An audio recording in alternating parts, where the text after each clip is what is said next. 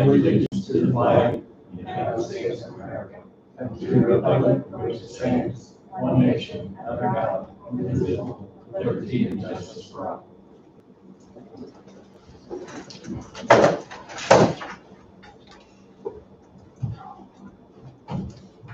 Everyone had a chance to review our minutes from last week's meeting. So I would take a motion to approve.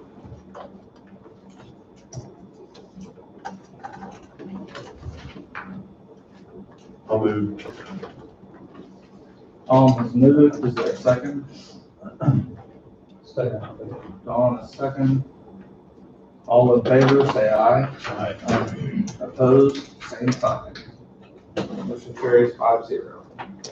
Nothing in the consent agenda, miscellaneous motions. So, Russell was here. He'll be back. Yes. Connie, if you're ready. Hi. Good morning. Good morning. I'll start here. Sure. Thanks for allowing us to come this morning. You know, it's a little bit different this year with everybody with COVID and not knowing how people are doing this. Some people are doing this in person. Some people are doing this having to just send something in. So it's a little different this year. You know, we've heard so much negative this year. You know, everybody's stress levels are a little bit up. So I wanted just to tell you some positive stories because I feel like sometimes we come and we tell you some of the bad things that happen that we deal with. And it's our everyday work that we deal with the yuck and the bad stories. But sometimes it's nice to see the success stories. So that's really what I wanted to tell you about today. So I want to start out with our Child Advocacy Center. Our Child Advocacy Center does have has had a place over here to do forensic interviews on kiddos. And what that means is it's an investigative interview with kiddos. But I can tell you a success story of a young person that came to camp. And this person, you know, the parents sent this person, their child to camp. They think it's a great thing to have happen. The child was molested at camp sadly. So that's the bad news. The good news is our Child Advocacy Center, because of the work that we do, we're able to work with this family and help this child overcome what was happening. This child now supports us through funds. This child has birthday parties and collects stuffed animals and things for other kiddos that have been abused. And while that's a hard story to hear, it happens. Children are abused, children are neglected, children are sexually assaulted. But we're here to take care of those children and try to provide a safety net for them and help their families. So when those children and their families start giving back, that healing has begun, and that child will overcome, and that child will be able to be a success later and be able to do well in society because of some of the work that our staff does with them. So that is a true success story for us when that happens. Another is our Child Visitation Exchange Center. You know, often the judges will send people over for supervised visits or exchanges at our center. So when that happens, that's hard sometimes. You know, every child deserves to have a supervised visit with their parents. The child has done nothing wrong, regardless of what the parents' choices were. So we had a mom that was really struggling with addiction, terribly bad. She knew it, but because of her child abuse, as she was a child, she was struggling with drug addiction. So she would see her child occasionally, sometimes she wouldn't. And she'd call and say, I can't right now, I don't want my child to see me like this. And which was pretty awesome that this parent was still, even though they were addicted to drugs, we're still thinking about the well-being of their child.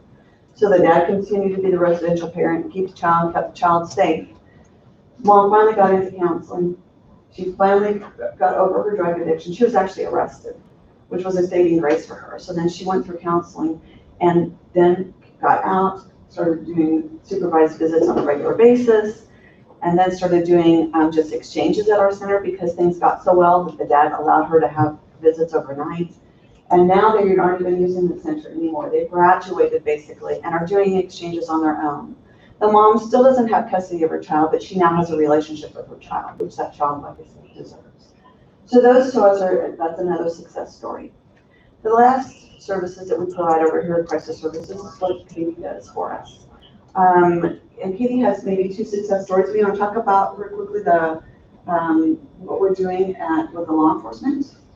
So, first of all, on the story, I remember last time I was here with Mary speaking to you guys, and we had discussed how we would like to branch out and kind of reach out to the faith communities and see how we could get them involved as well, just to, being able to reach out to families that are struggling.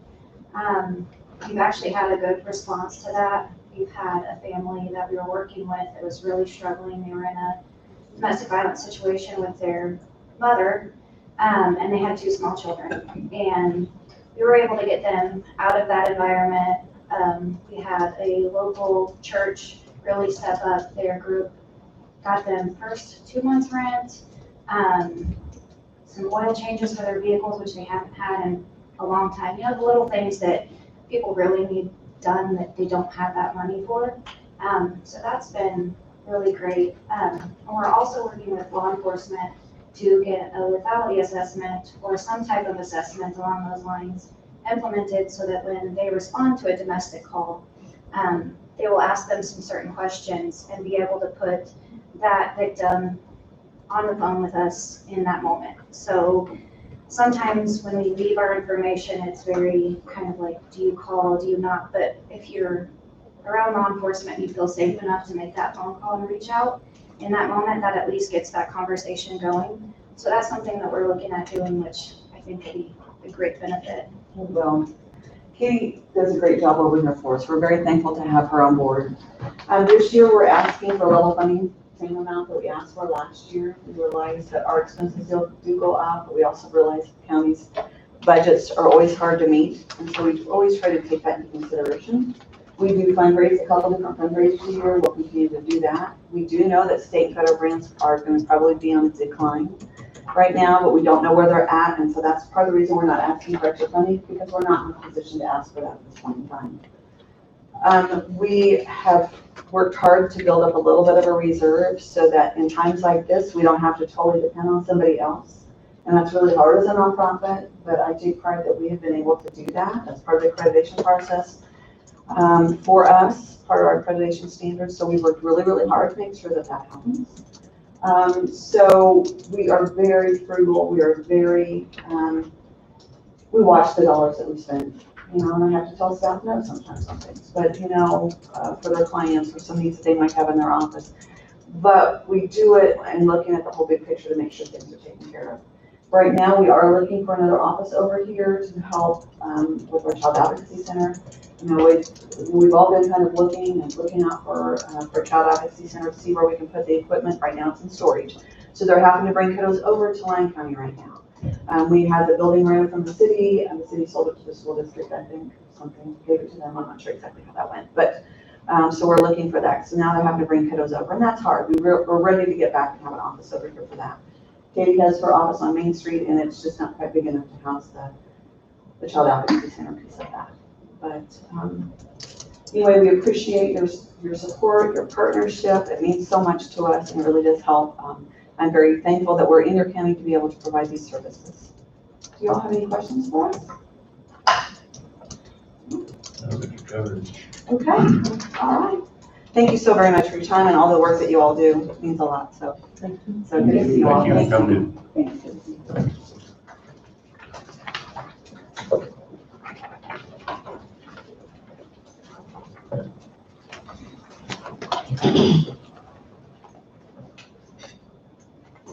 Mr. Fry coming in today, or I don't see him.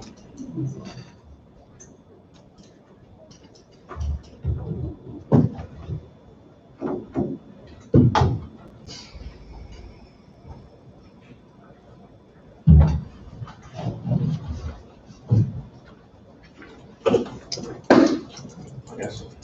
Russell, if you're ready.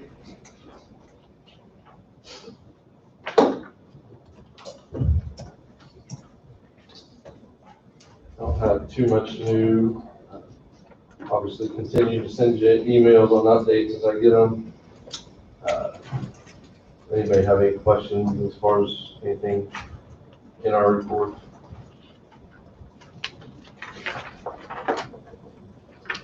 The supply ordering is slowed way down. We're just not using hardly anything right now, which is a good thing. One thing that I've had some preliminary discussions with different agencies, offices and all is going forward, we probably need to lay in a supply of PPE and what that looks like. I don't know yet. I think the prices, I haven't wanted to order anything because prices are sky high. Won't wait till stuff gets a little cheaper. And I think I've seen already that they've really ramped up production and now they have a lot of stuff. So some things are getting cheaper. I don't know if it's to the point where I want to start buying anything yet to lay in the supply, but my intent is to have discussions with the hospital and other agencies as far as what that looks and how we turn over that inventory so it's not just shoved back in the closet and gets 10 years old. You know, how we lay in that stock, but then they pull from it and then do it. Is my thoughts. We've had very preliminary discussions, but nothing concrete. And so I guess my first question is the commission on board with that? Does that make sense? Or does the commission not want me to go down that route? For stockpiling supplies. Right. I assume that's what we want to do. I would say, yeah, as long as you can buy it reasonable. Right. Yeah, I don't want to. I mean, if the prices start dropping because there's an overload, then, yeah, there's a time to, just in case there is a second wave, I assume. Right. In my opinion, anyway. Right. So, not hearing any no's, I'm going to continue looking into that. Like I said, the report, Courtney's working on the radios along with Randall. Since Monica left, that just leaves Courtney and Randall that went to the training to do the radios, and so they're working on them, getting them tuned and analyzed and programmed. So that's an ongoing process. We had a meeting with Motorola the other day, kind of a kickoff meeting for the installation of the equipment in the radio room and dispatch. So that ball's rolling. I think the only other thing I really had was we got the message board out there on the street. I didn't know what the commission's thoughts are. Does that need to stay there for a few more weeks? I think it's been there long enough and everybody's got the idea. What do you guys think? I think if it's needed elsewhere, it can be used elsewhere. It's not really needed somewhere else, but I mean, it's not much of a traffic hazard, but it's a little bit of a deal sitting there. So I'm thinking people probably got the idea. I'm probably just gonna take it down. It's been 2 weeks and until something major changes. So if the commission agrees, I think we'll probably go ahead and take it down and get it off the street. But unless they can leave it up longer. It's probably time to get it moved. You know, no question, a little bit of a traffic hazard. Everybody driving at slow speed at that area. Right. So There's no reason to create an issue we don't need to. I'll probably take it down sometime this week. So unless anybody's got any questions, I think that's all I had with bringing up. Okay. But thanks for the report, Lee. Thank you, Russell.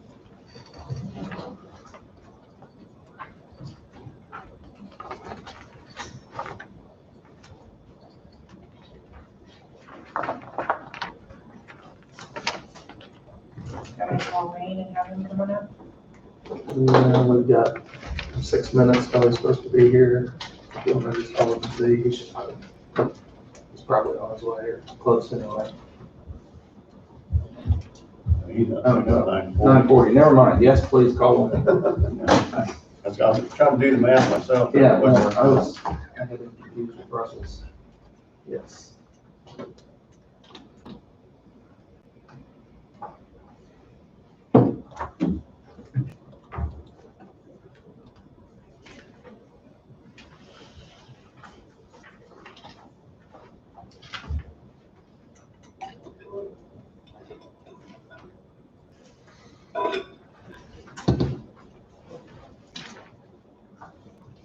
can you come on up to the meeting? Okay. Okay, thanks. Bye.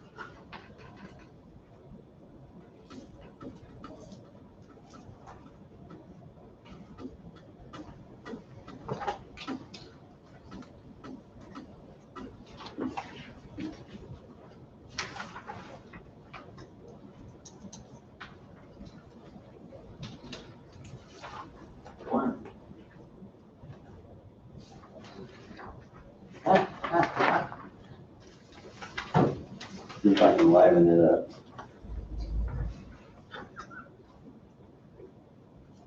Good morning. Good morning.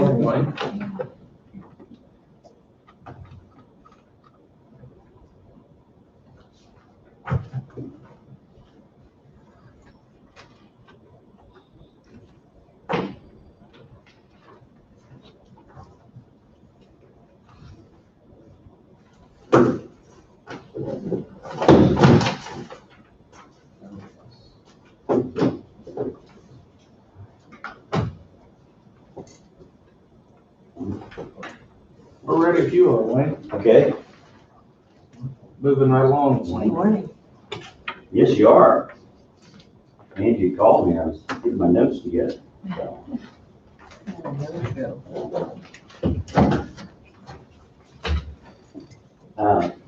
This is statute. I want to go over. What we have is a disposal of white goods metal as a landfill.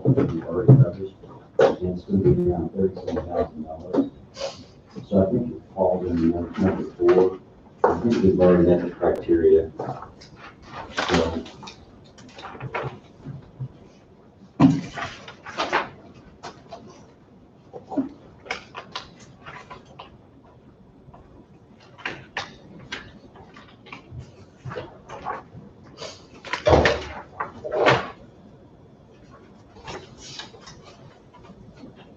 This is. That's the information.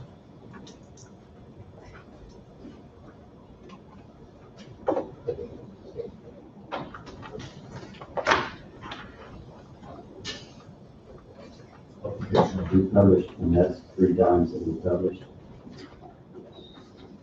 That's the motion. And then I thought we made that time of conditions and disposals. Thank you for allowing me to visit with Wade just a little bit. Just going through the disposal motion for white goods, which is part of your motion, which I'm going to update those motions right here.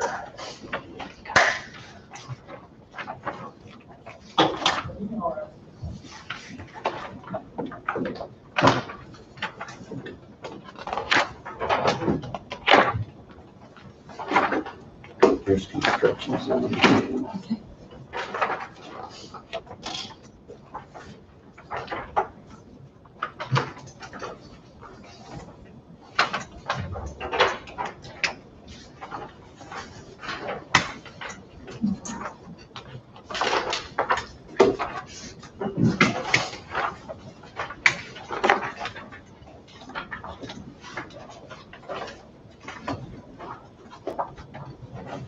So to start off, 1 road permit, 2 zoning permits, landfill totals.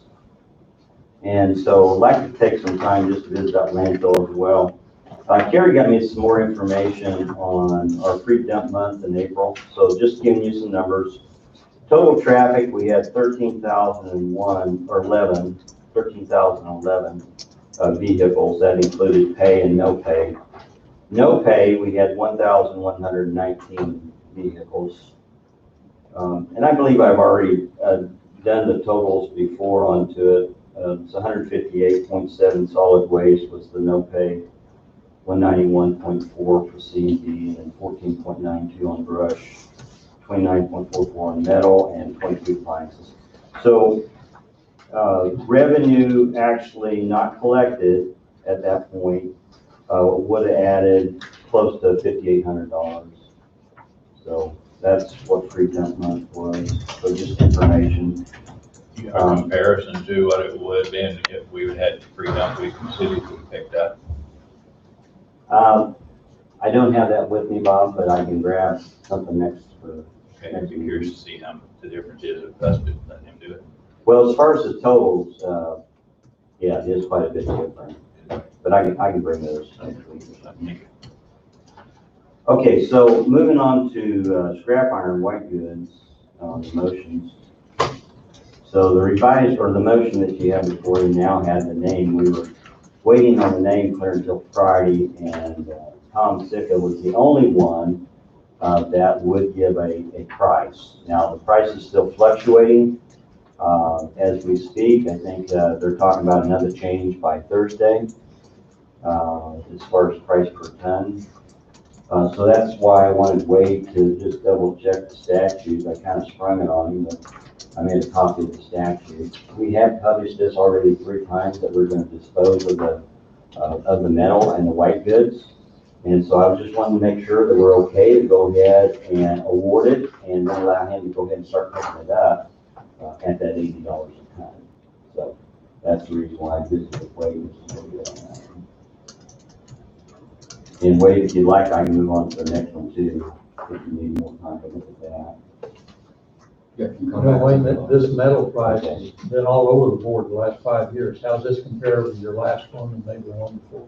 I think before we got over $100 a ton is what I thought, but keeping in mind too that we done this here last year, towards the end of last year, we were not able to get a bid at all.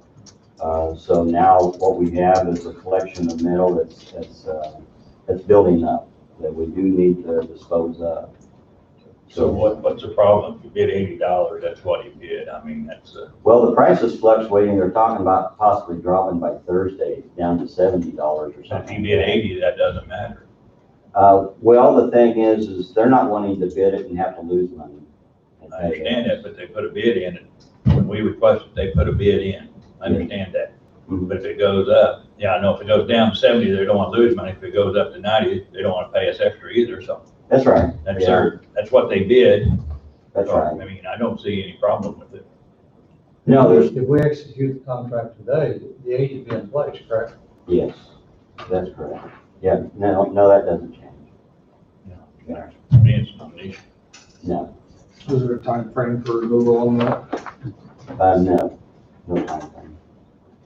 It'd be to his benefit to remove it at the time which he's gonna get it. So once he starts, he is to continue. That's the only time frame that we So do we still take and throw more into the pile while he's carrying it out have. Mhm. until it's cleaned up? Yes.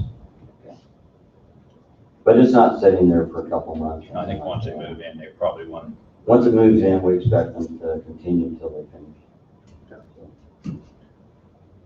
The motion 2019-45, based upon the recommendation of county engineer and approval of the county attorney as performed. Move that the bid submitted by Tim Sicca Recycling Connection of Pickaway, Kansas for approximately 400 tons of scrap metal and iron to be disposed of by the Cobb County landfill in the amount of $80 per ton. also move. Bob has moved. Is there a second? Second. Dawn is second. All in favor? Opposed, same sign. Motion carries 5-0. Okay, the next one is for the survey equipment, something I had visited with you about a couple weeks ago. And so just to give you some more background information, one is a rental of the equipment is $4,500 a month. Also, the equipment was purchased, the GPS unit was purchased in 2010 at $35,870. The total station was purchased in 2007 at $7,500, approximately, just giving you rough numbers. The bid that we have is for a robotic and a GPS, and that would be 2 years extended, plus manufacturing, so that's a total of 3 years. I know it doesn't show on this bid sheet, but that'd be a total of 3 years for warranty. And we have $38,847. Now, to give you an idea of our existing condition, Laser Specialists would not give any value on trade-in. So it has zero value for them. For TopCon, the high bid was $48,331. They had a trade-in allowance of $200 on the GPS and $350 on the total station. So that's the only value. What we're finding is the total station is there's no replacement parts. The parts that we are using are basically old inventory or used parts, scrapped off other pieces of equipment. The GPS unit, I don't know why they described it this way, but what they said was the GPS is somewhat like a heartbeat. The amount of times that you use it, eventually you wear it out. And so I guess another way of thinking about it is like a switch. You turn it on, you turn it off, turn it on, turn it off. And so for its time, basically it has no value. So that's where we're at. Our equipment's about ready to fail, to which we're in the middle of our landfill. We also use it weekly, discussion I've had before. Not necessarily daily, but the landfill we're using it daily. But we are using the equipment weekly. We would have to, once it fails, go in and start leasing the equipment if we don't replace it. So it has no value, just gonna keep it for the auction. At this point, the GPS unit would pretty much be a paperweight. And I'm not trying to be coy. The total station, what we'll do on it is we'll keep using it until it just fails. For $350, I just can't see giving it away.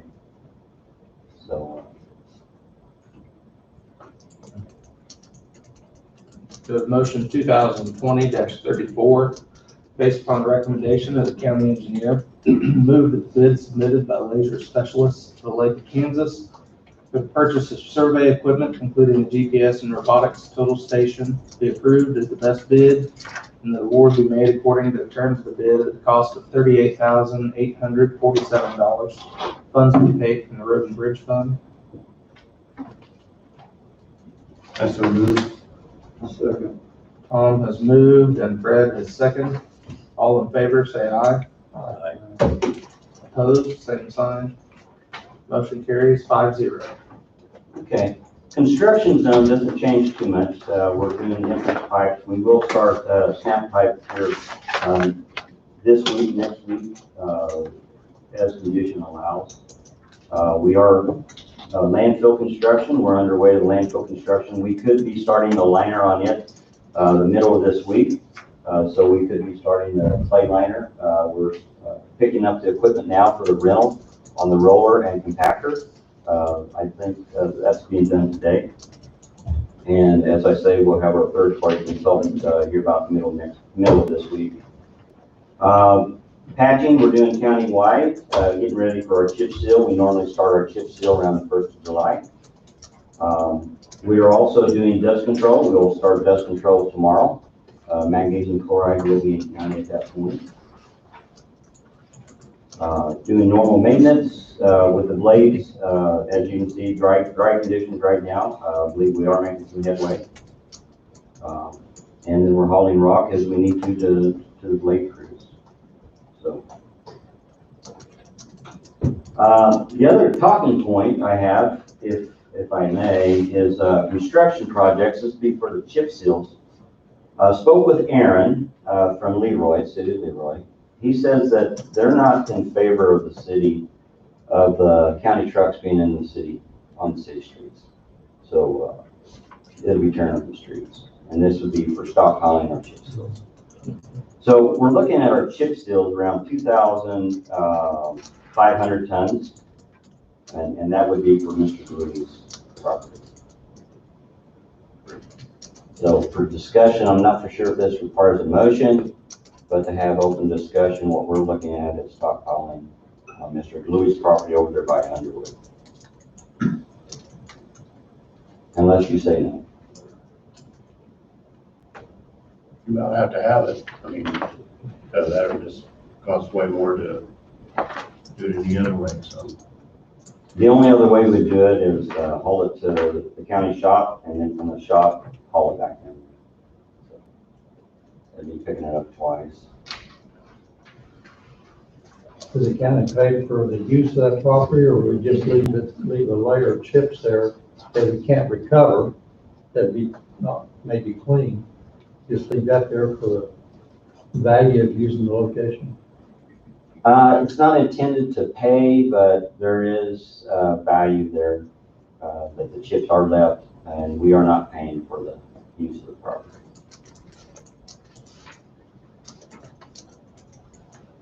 And we are cleaning up whatever we disturb.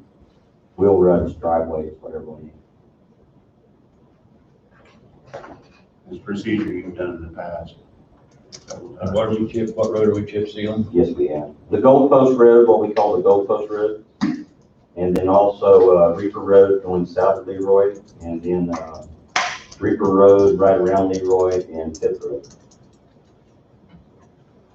So right here on this map, Bob. One of those is that Reaper Road going north of 58, right? Going south of 58. Yes, that 1 mile. And there's still some, there's some softness in that road to the north here a year ago, and it was gonna be chipped and sealed last year and decided to wait because there was some softness. Might wanna evaluate to see if we need to beat that up a little bit before we chip it. But it's done, set up to be a double chip, I think, anyway. There's about 3/4 of a mile there. There is one right there, more in the city of Leroy. This one's double chip. Right there. We're not double chipping that. No, this one going north there at the ballpark. The one that, I think it's set up to be double chip. This just yes, right here, yes, the one in red. probably need to take a look at it, because there's still some chuck holes that I need to be looked at, which I know you will. So. Well, when we double chip seal, what we'll do is grind it up, and then recompact it. Okay. So we should take care of that. But, I mean, what you're looking at is you're trading off the cost to have the material on hand where you're supplying it to the distributor or to the chip seal machine. Otherwise, you have 10 to 11 folks waiting on a return load of chips that would be coming from the city of Farmington. So you have possibly a wait time of an hour versus a wait time of maybe 30 minutes for 11 folks. And then you also have the removal of the oil as well, a demurrage charge, potential. So we have done this several years. There is a trade-off. There's no question about it. They do receive a little bit more chips, but if you're looking at it and saying, hey, you're increasing my capacity, when you're looking at chips, you're looking at something that's 3/8 of an inch. That really doesn't tighten up a subgrade. Okay, AB3 tightens up a subgrade, not necessarily chips. Chips can be actually more harmful if they're mixed in with clay because they'll just pump. They won't tighten up. So are we gonna go down there and build a pad to put these chips on, or are we just gonna put them on existing ground? It's existing ground for the most part. Okay. We don't go in and do cement treated base or anything like that. What we will do is if there is grass in the area, which most of the time this is not the case, we'll remove the topsoil and then just compact that area. But it's not intended to put a lot of prep work onto it because then what you're doing is you're losing your value as far as the time that you're saving in the cost because you're putting that money into building the site. So we're very conscious of that, but we do lose, you're not going to collect all the material that you put there or that you found that location.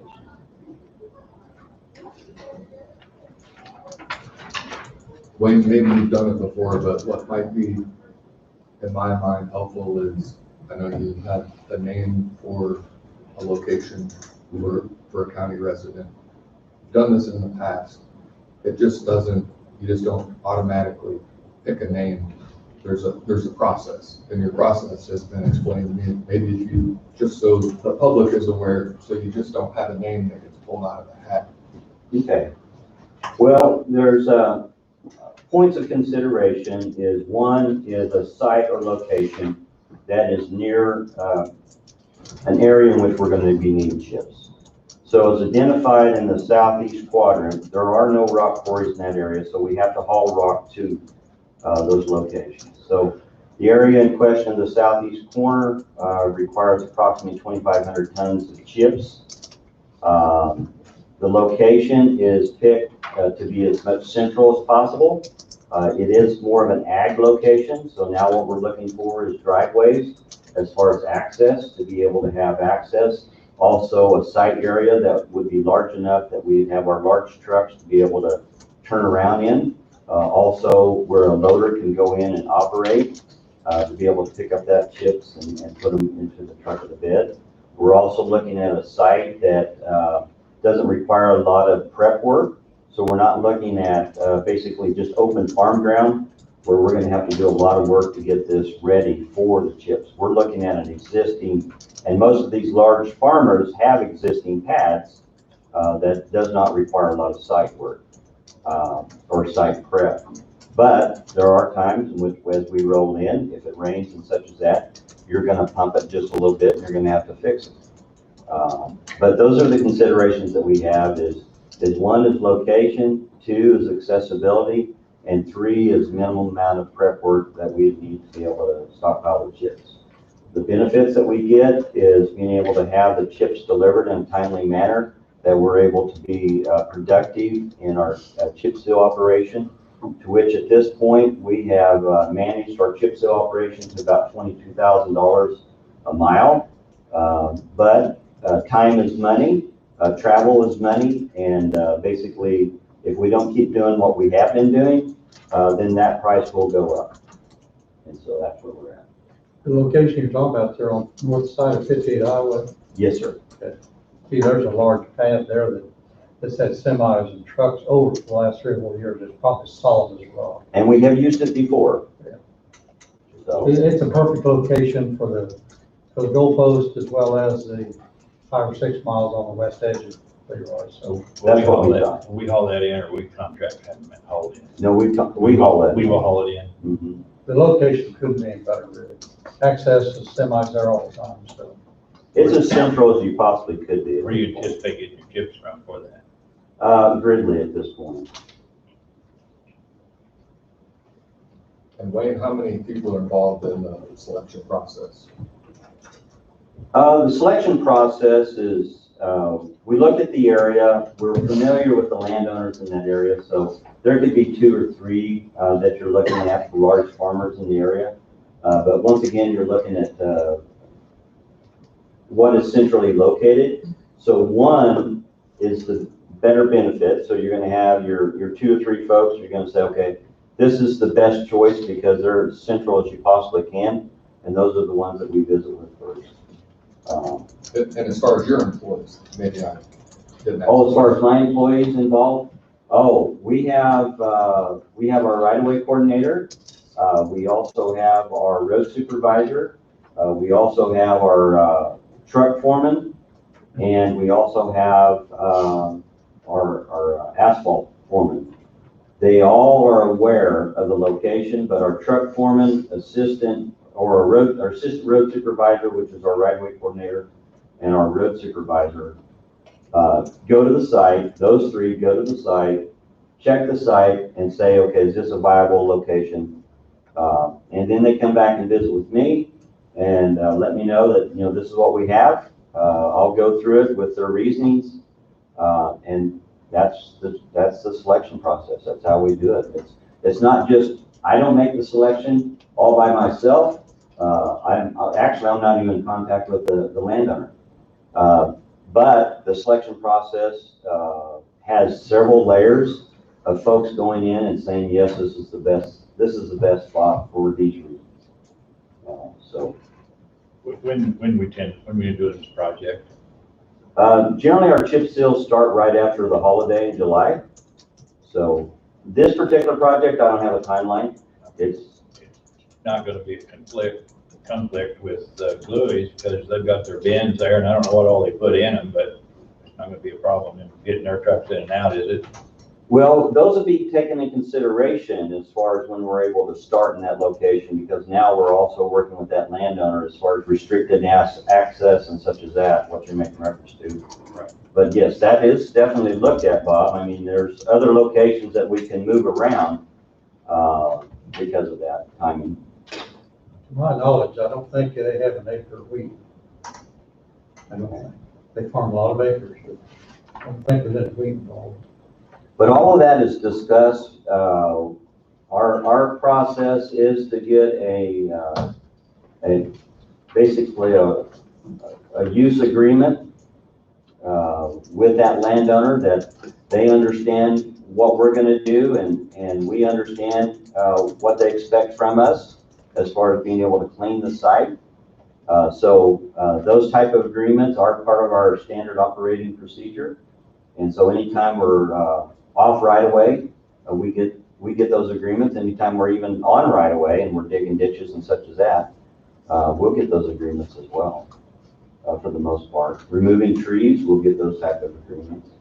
And so the same thing happens here is they sign a document that in short form explains what we're going to do and what to expect when we're done. Their bins are set up where you can drive through them east to west and circle right around. He has a very large lot. Yeah, Yes. and it'll probably, if it interferes with anything, it'll interfere with load and grade out, because that's what they're doing. If they're loading Yeah, out. I don't, like I said, don't think that ain't weak, but I can't see any interference with their operation at all. Mhm. That's my, But that's part of it, because once again, we're not paying them.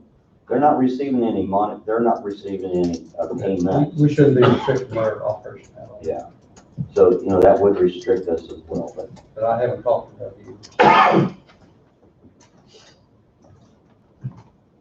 but there is material loss. I can't tell you how much, but we have tracked, how much material we deliver. We track how much material we come out.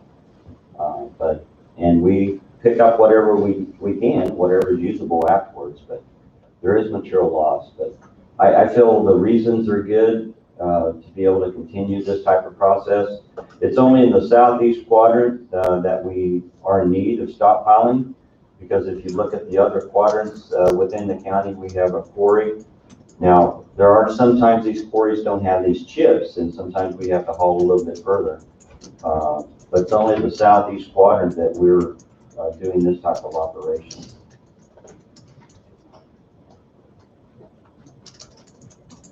I don't see an issue with it myself. I don't know how everybody else feels. My only other option would be to stockpile at the shop, which we've already stockpiled right now. We would just have to continue that operation. It'd slow everything down for us.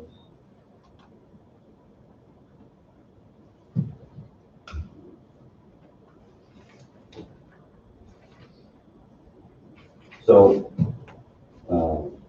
good for discussion on this one, Wade, or do we need anything more on?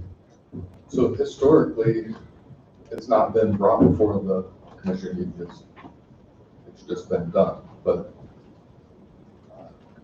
in an effort to be transparent so that the public knows how this works, and that, to me, it's informative, and there's nothing that needs to change unless there's something that nobody's really getting a benefit, so you're doing it to save the taxpayers' money, is what I understand. That's my intention, yes. Unless the board has an issue with it, then I don't think anything needs to be done. I see it being more beneficial to you, being more efficient. So I don't have an issue. Okay, thank you. The next is just to update you on the bridges. Right now, we're on 22nd Road. That bridge has been finished. You will not see rock up along the hook guard. Okay, that's not the intention. The polymer is actually sprayed up on the hook guard, but you'd have to get down and take a look at it. The polymer it's a seal. Keep in mind, it's only a seal. The rock that you see, the aggregate that you see, is only for skid friction. It's only for surface treatment as far as having traction. The seal itself is the polymer. I mean, that's what you're trying to achieve, is a seal that would stop the corrosiveness of salts being able to get into the top, from the top portion of the bridge decks. And so 22nd Road is finished. Actually, we've had a comment or two of how smooth it is. So we were pleased with that. But this is not necessarily a smoothing operation other than at the approaches where we have the milling. That's all we can do. Anything on the deck is actually, as I say, it's a polymer, and then chips are placed onto it. But there's no real way of if you have a imperfection in the deck itself, there's really no way of filling it. With this, they can go a little bit thicker on the polymer, but it's really not that much. It's not like a hot mix project where I can actually make the road smoother, laying down the hot mix asphalt. It's not like doing a total reconcrete decking where I can smooth it, level it out. All I'm doing is spraying a sealer onto it and then adding some aggregate on top of that. So you're going to find some of them are still going to be rough, hopefully not, but potentially it still can be there. The other two bridges over on Emmer, they're working on the one just south of 12. That one they should be finished by Tuesday on it, and they'll work on the one south of 12 over there between 8 and 8.5. And so they'll be working on that one. The next one after that, I assume at this point is going to be on 12, which would be basically just east of Emmer. That's the next one. They're still working on the permit from the railroad on Old Highway 50, so waiting to see on that one. And I've already spoke with Leroy Co-op, and we visited about when they could potentially start. And he was still good with about the 20th, I believe, is what he was talking about. Hot mix asphalt, we're over on Shetland. We should be finished within the next 2 to 3 days. And then after that, we'll be working over on trefoil, and we're also working on those 2 intersections this week. Should be working on down at California and 58, and then also Shetland and Old Highway 50. And so the asphalt being laid down now. So we have several projects going on all at once at this point. And the landfill, as I say, once we're starting on that clay liner potentially this week, we should be done with it within a couple of weeks if the weather stays good. And then after that, we'll have the liner folks coming in, laying down the liner. There was that change order here last week that I was talking about on those bridges. That was on the approach on that south bridge on Emmer between 8 and 8.5. I did some research, contacted another asphalt supplier, and received a bid on that as well. It was actually slightly less, but they would not be able to get it until about September or October. And so here next week, I'll have a change order for you for PBX to do that type of work. I thought it was a little high, but in respect and getting that other bid, what you're dealing with, once again, is small quantities, and the mobilization cost is just eating it up as far as the cost. Okay, that's the update on the construction zone. So, and the activities that's going on in the county. Bridges. It's my understanding that this Bowman Bridge, one city is doing on Kennebec, ran into a little bit more than what they anticipated. Have they talked to anything to you about it? Not directly. Indirectly, I've heard that the ground penetrating radar did not basically catch all the flaws. But also, too, is it's not a guarantee. Until you get that asphalt off, you really don't know what you have. And that's where we're at with all of our bridges. The only bridge that I don't have asphalt on is Old Highway 50. And even at that one, is since they had done it over a year ago, there's been more spalling on that bridge deck than what was done over a year ago. So we're going to see a price increase on that as well. So that best answers it at this point. I don't believe they're moving forward with the repair on that. I believe they might be just sealing that back up and then coming back with a option 2 would be possibly deck. Yeah, that's kind of what I understand. And when they're kind of planning on now, since this one's so bad, close between both of the bridges at one time, hopefully. But see, that's a good thing. I mean, a lot of people think, well, that's a bad thing. No, it's a good thing, because now what we're finding is we're able to make repairs onto it. It may cost us a little bit more, but we're gonna be able to make repairs versus having to replace the whole thing. And a lot of people don't think about it that way. When I have to replace the bridge, that's gonna take close to a year to replace it. That would be to take it all the way down. When we allow these bridges to degrade to the point in which you're needing to do that type of major work, it's gonna cost you more, and it's also gonna have more delays as far as traffic being able to go over those roads. Now what we're doing is we have a minor inconvenience as the road's being closed for a couple weeks, and then we're able to seal. Well, one is repair the bridge deck, and then the other would be to go ahead and seal over the bridge deck to allow it to last longer. So, you know, we looked at these 6 bridges. We're just over $1 million, I believe, on these 6 bridges.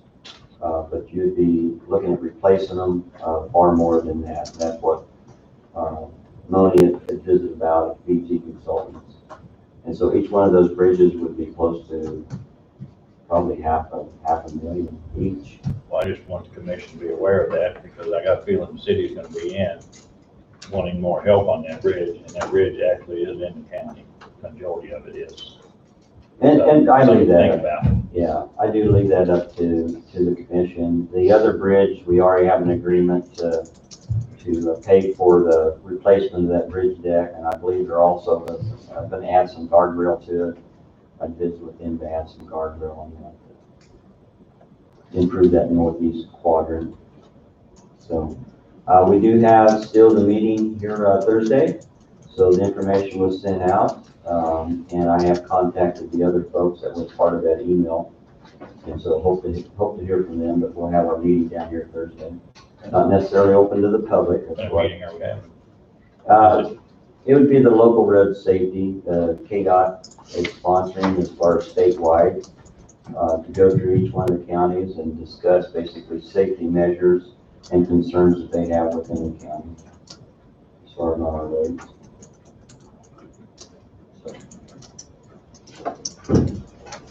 Wayne, I had a call this morning from Forrest Wilburn, and I know this has been under discussion for 10 years or 20 years, and I don't know how long. I know he fully appreciates what we're going to do this year in that phase 1. Mm-hmm. When we can get that completed. He had 2 questions. One, he'd like to know the size of those box culverts that we signed up for last week. They're 6x4s is what we're looking at. I've already sent out a request. Okay, 6 across 4 up. Yes, sir. Okay. And that's actually a slightly larger, what we had to size them for is the area of the ditch. So the ditch area that we're building, it meets or exceeds that, the cross-sectional area of that ditch. And so that was the idea on that, is keeping in mind, we're not seeing flow conditions. I mean, it does slow down, but once the water builds up, it basically backs up and just holds in that area. And the discussion I had before was the ditch is it's a 6 foot flat bottom ditch with a 3-to-1 sides. What it's going to do is going to be allowing basically storage capacity for the water to come off the fields. Not all of it, but quite a bit of it, to more than what it has done up to this point, because there's virtually no ditch there on Navy Road. And so what you're going to have is you're going to have the ditching capacity that's going to be able to store the water as it's taking time to drain down to Wood Creek. The box structures are not to restrict, but basically to match the same size as much as possible to that ditch. Yeah. But once you go to 0 velocity, it doesn't matter what size your box is, because the water's not flowing. Second question you had was on the drainage out of the Fox Lake. You know, right now it's kind of going every direction, mostly out of the southwest corner. Mm-hmm. I know he's talked to Kansas Resources. And of course, a year ago, and I've visited with you a little bit, I spent a half a day up there with Kansas Resource people, 2 or 3 different ones, discussing, you know, what the statute really says, what the requirements are. And he is, I don't think there's any question the Kansas Resource Board are going to be brought in and be involved. And why we don't, I don't know what the right word is, why we don't make the water go out the southeast corner like it was for 30 or 40 years. And I think he's got a very legitimate complaint based on what I've talked to the Kansas Resource Board, and I have talked to them for 8 months or a year. And like I said, I know this has been discussion for a long time. But I know that drainage out there, for 20 or 25 years is always the southeast corner, maybe 40 years. Because I know when I was at the elevator, we had to go all the way around the section to take care of that north 20 acres. So just to let you know, and I was gonna visit the Wade a little bit today. I got a phone call this morning, so I didn't have time to initiate contact before the meeting. But I don't think there's any question, Kansas Resources are gonna get involved. To what extent, I don't know. But I know him, Tom's as an attorney. And so there's gonna be some discussion on it and some discovery on what we're required to do.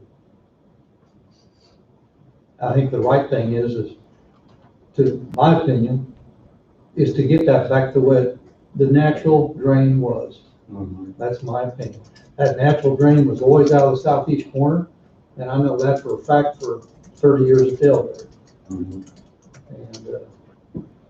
so just for a little bit of information, there's going to be some follow-up on that in the near future.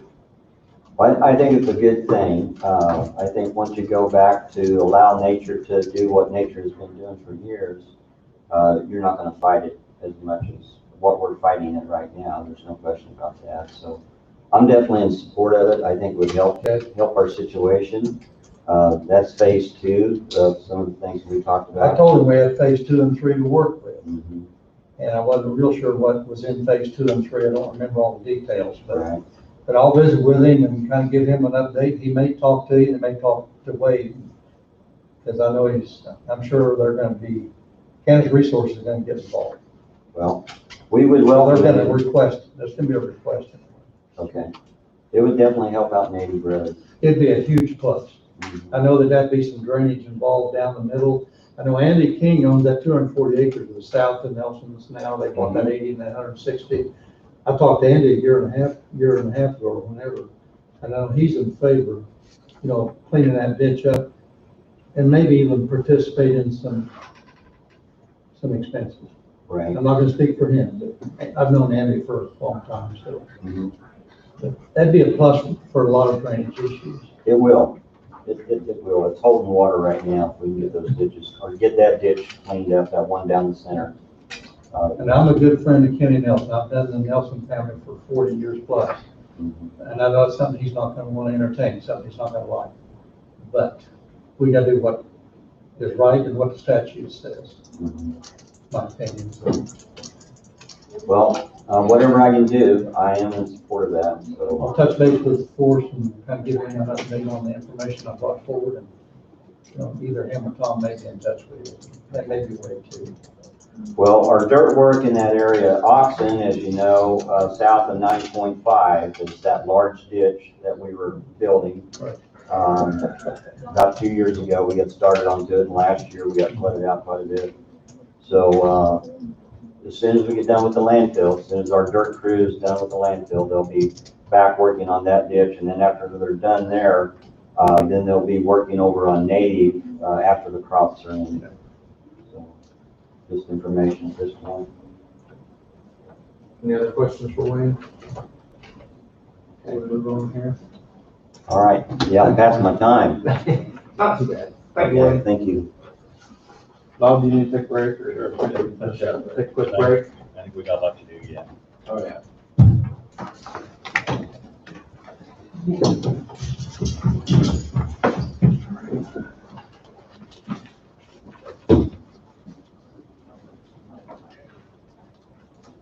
I got him put up the bread. Where we put the bread?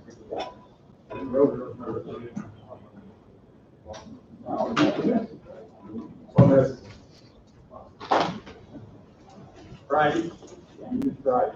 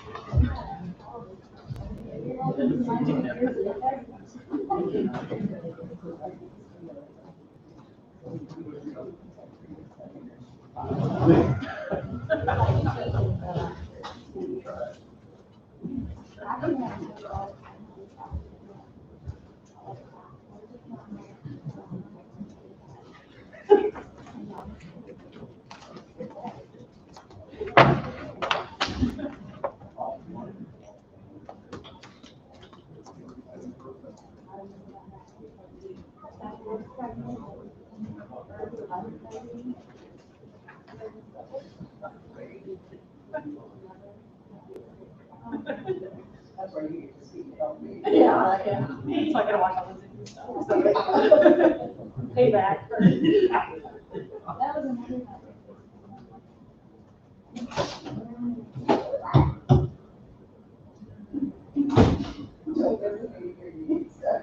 I did all the partnership meetings. That's Fred. Good. Good. Stick up here and get some of your hands in. There you go. All right, very much.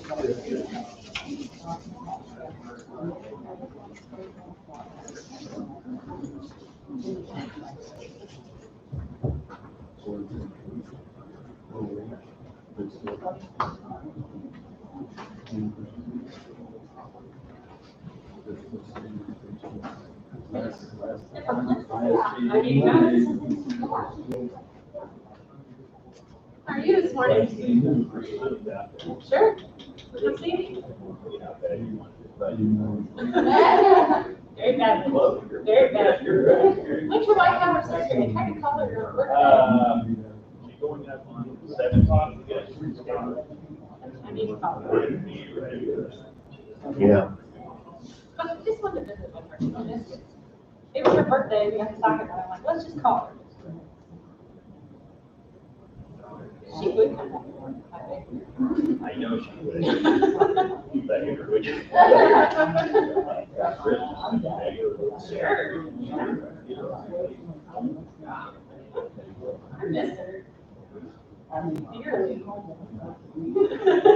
Maybe not. It's okay. She probably doesn't know she would come back. I cried loud enough. Yeah. Enjoy your time. Yeah, yeah. But she told me come spring, we better have another one.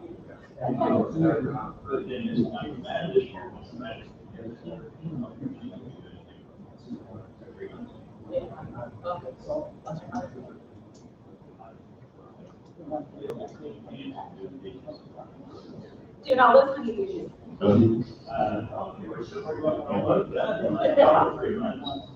Yeah.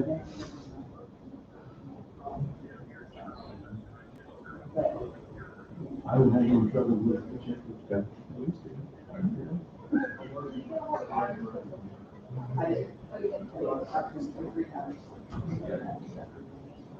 Okay.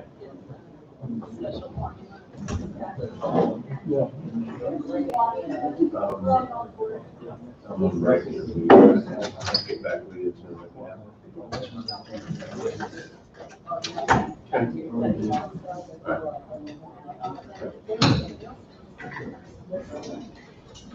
Hello? Yeah.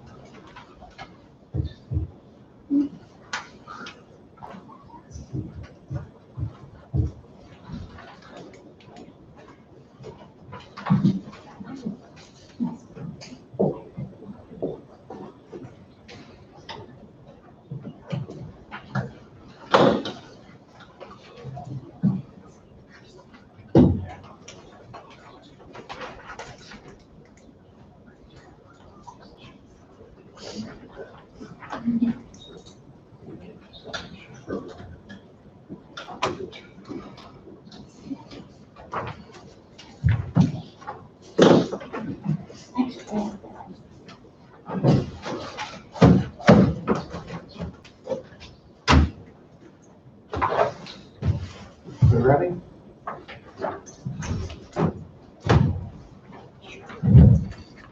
Darrell? You ready? Yeah, I guess. What do I need? You brought assistance with you? Yeah, I brought that up. So, appreciate you giving us some time to present our budget. The past few years, we've kind of given you just a reprogramming update, I guess. And, in this strange year, we've been trying to, maintain as close to normal as we can. Hey, Darrell, could you walk on up here so you can be in the photo? Oh, I want to be in. I know. I have a face for radio. I don't need to be in. You don't either. But, anyway, so, just from the ag side of it real quick, we're continuing our Cerisa Lespedeza control plots. This is our third year, for doing those out there. So, and I think we're getting some good information from that. We've changed things up a little bit. We're going to try some new chemicals this year, some different things that we've heard about. So that's kind of an update there. I just got word, last week that the specialists on campus at K-State got some additional grant funding to continue some work out at the Wolf Creek side as well. So anyway, those two projects for the ag side are going along. The questions we've been getting lately is a lot about fair. So I'm going to turn that over to Jill. Jill's been doing a lot of, I think, and there again, our plan is to continue as close to normal as we can. I mean, we are going to have to do some alterations and some things, you know, to conform with the requirements and that sort of thing. But Jill, you want to jump in here? But hopefully it's going to be as close to normal as we can keep it from the 4A side anyway. So, I'm Jill Barnhart. I've met most all of you. I think I've met all of you. As far as my programming side of things, I was still in training when coming to the end of my training when all of this happened. So I had a lot of things scheduled and programs scheduled that weren't able to be offered. So I've done some email correspondence with some people, but I've not been able to actually get out and do the stuff that I had planned, obviously. But like Darrell said, working on fair, trying to keep it as normal as possible with some precautions. I think the way that I've told a lot of the leaders is we're going to proceed with caution and we're going to put some things in place that if something happens and they say you need to do this, we're going to say we already did it. So we can go ahead and go on. So if you have any questions, I'm happy to answer any of those questions too. As far as our budget forms, I'm going to turn that over to Carrie, but just real brief, the bright colored one or the purple colored one is the worksheets that we use for Manhattan, and then I've taken those figures and transposed them over to your commissioner's request. So, Carrie? Good morning. How are you today? Good. Hey, we just wanted to start out with thanking the commission and Coffee County for all the support that we've had through the years. We couldn't do what we do as effectively as we do without your support, so we very much appreciate that. Last year, we tried to keep our budget flat with everything going on in the county with all the flooding. This year, we did request a 3% increase. A lot of that is due to the fact we're not sure what kind of funding that we will be receiving from K-State, what their budget's going to look like going into 2021. As far as our extension program, we're very proud of what they've been able to do for Coffee County and the things that they bring to our county. We have excellent staffing and they are doing a lot of good things. We want to be able to continue all the great programming that they have planned going forward once things hopefully get back to normal. So yeah, we have included a 3% increase in there just to cover some of what we don't know might be a shortfall from K-State. So any questions on those numbers? You got K-State down at $3,500 less than you received this year. As of right now, that's still not concrete. It may be lower than that or maybe more. Yeah, that is still tentative. Based on what we've heard, they haven't given definitive numbers, but we do anticipate some kind of decrease in their funding, just with state funding in general. So we've kind of tried to anticipate that based on what we've had to send back in the past when this has happened. It could be more.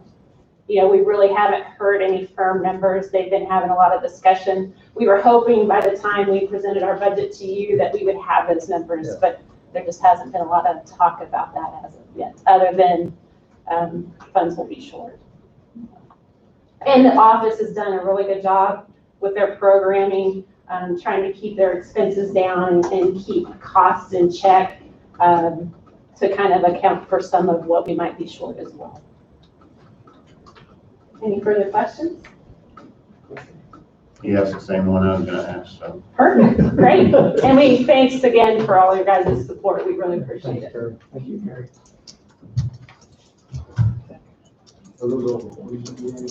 Yeah. You're good. Thank you.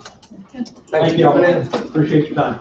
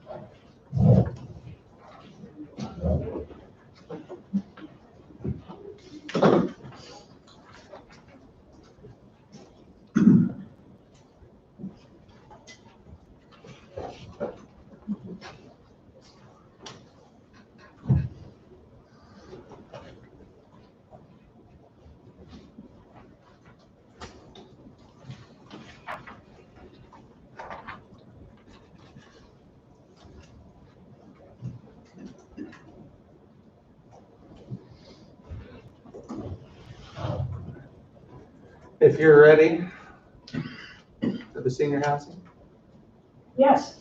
come on up. Hi, Barb. Right up here. Podium, please. Sorry, we're dragging a little bit. Okay, my name is Barbara Daly, and I brought with me Glenda Jarvis. We are with the Lebo Senior Center. I am currently president, and she is one of our board members. We come today to request $11,900 in order that we can replace the roof on our building. It's been about 30 years since we've had a new roof put on. And I just recently, after that hailstorm went down and we had pieces of our roof line covering our sidewalk there. So we knew it was getting bad. So we have solicited a bid. Brave Roofing in Emporia, they did, that was the old George Grove Roofing in Emporia. They had done our roof 30 years ago. So, and because of the type of roof it is, they're one of the few in our area that do that. So their bid totaled $26,652.52, which has the sales tax in it. We did have the insurance adjuster come and look. And so besides the roof, we had some damage to some windows and guttering and siding. Our policy has a $5,000 deductible. So the roof cost by itself was $26,652.52. For the roof, the insurance allowed us $9,752.52. So the difference was $16,900. We do have one CD left to our name that we can cash to pay our $5,000 deductible. However, that leaves us with $11,900 that we still need to replace that roof. So we would appreciate your help so that we can get that new roof on before we have a major problem. I am open to questions because I don't know what you need to know. Mrs. Daly, is it currently an asphalt roof or is it a metal roof? It's one of those old tar roofs. Okay. How big a building is it? What? How big a building is it? Oh, my goodness.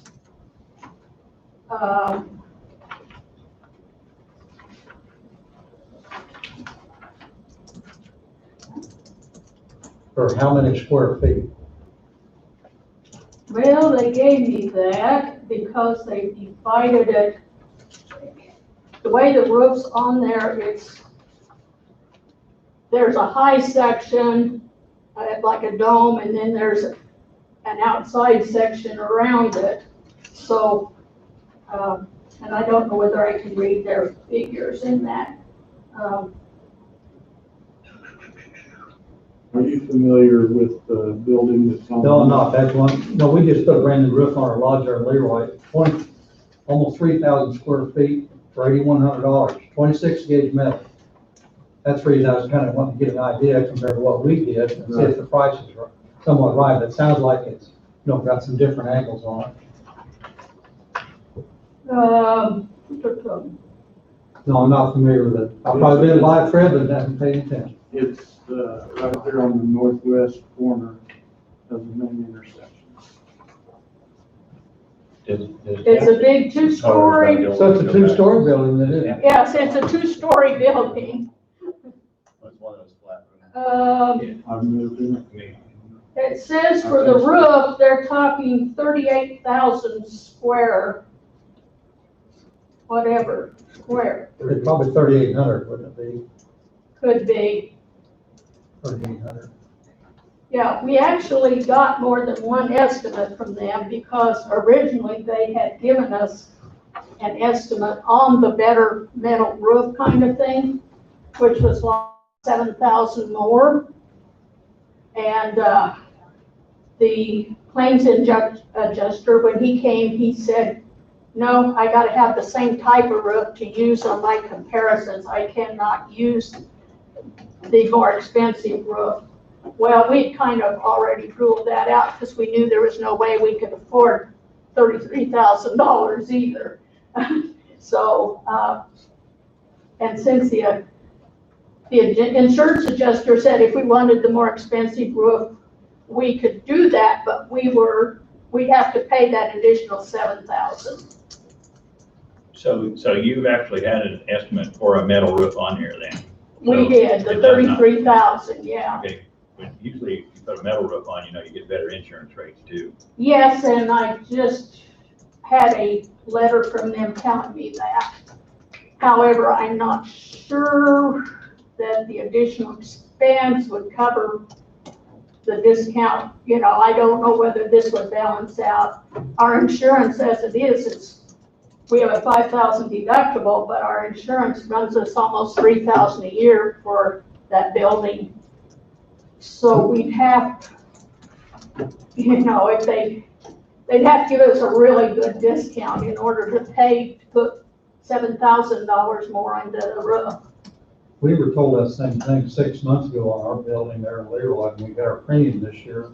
We had them rebid it from 5 different companies, and metal roof did not lower our premium 1 nickel from 5 different companies. Because So I'm the not sure premium's that- gonna go up anyway. I'm not sure they're following, Yeah, but I don't know.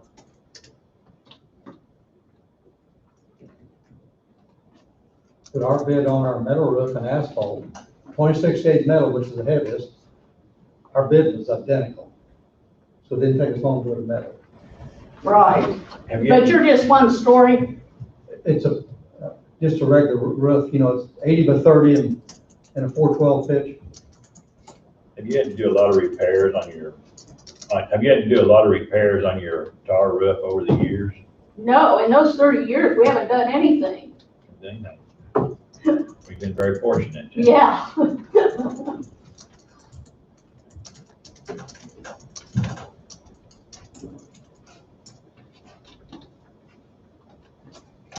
Well, metal seems to be the way of the future, kind of like electronics. Well, I'm sure of that. And I'm sure over time it may, I don't know that it's gonna come down in cost though, because metal itself isn't coming down that much.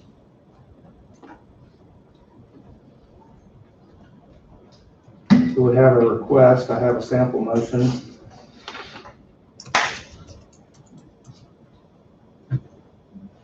To approve a grant of $11,900 to the Lebo Senior Center for roof replacement. Funds to be paid from Community improvement, community improvement. reserve, or just community improvement, Well, there's one in the general, there's one in the General. reserve, so. general. General fund, can you implement, okay. Well, I'll make that motion.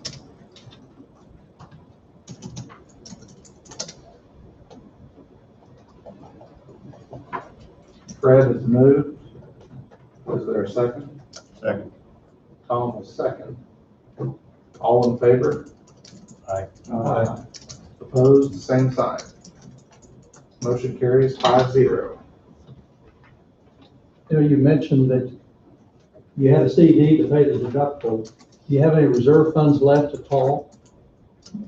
That was our last part of our reserve, was that So 5,000. your reserve technically is gone after you pay the deductible. Yeah, we had, actually, these CDs we had inherited way back in '86 when we were donated the building. They had done a building fundraiser at that point. And so we've carried CDs over the years and we've used them for a lot of our major improvements, our heating and air conditioning and our new ceiling we had to put in 3 years ago and things like that. I don't, it's all right with me to spend it because it's not making anything. But yeah, we won't have any reserve left at that point. But maybe if we get in a pinch, we'll come back. That's the reason I asked a question, if you had any reserve for down the road. Yeah, we just try to operate on a very lean budget, but unless we have another storm or something unexpected, who knows? Thank you, guys. I have a question. Okay. Is there a way that we can make this work by using county funds to save them the sales tax? Wouldn't they, first of all, would you, just the contractor bill us directly? I mean, or how do we bring the bill to us?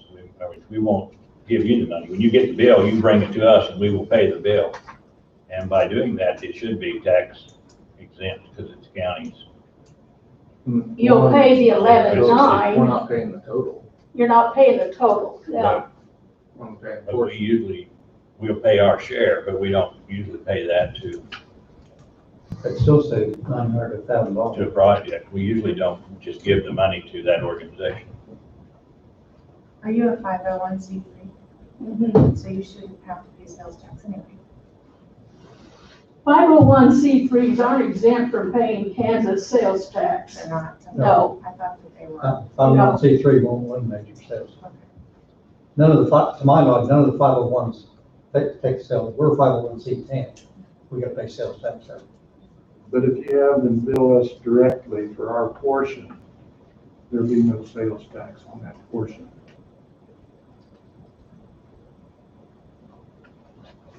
Yeah, the total sales tax was $2,088. And let's see, 11.9, It's say about $900 or so, $900.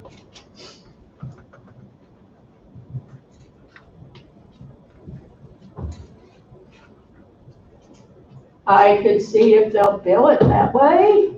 If they want paid, they will.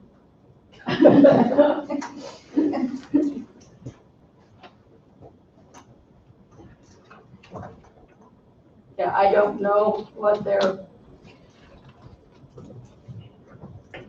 It's not to their advantage to collect sales tax on that portion anyway. no. I can talk to the guy and see what he can do. So out of the 11,900, if they would take the sales tax out of that portion, is what you're saying? Right. Unless it's gonna complicate things too much, I guess, is being fun. Doesn't hurt to ask, doesn't hurt to ask a question. Exactly, but if it's just gonna make things more complex and. Yeah, if they were paying the whole thing, that would be easy. If we were paying the whole thing, that'd be easy, but when we try to divide something up like that. Yeah. Yeah. So keeping things on. Let's see how it works. Yeah, we can do that. I have not had any real conversation with these people yet because the claim jump adjuster was the one that contacted them and got that different bid on it because he didn't want to take it. He didn't want to use the 33,000, so he's the one that contacted them to get the 26, and so I have not had any contact with them at this point, but I will. We can do that. Thank you. Thank you. Thanks for coming in.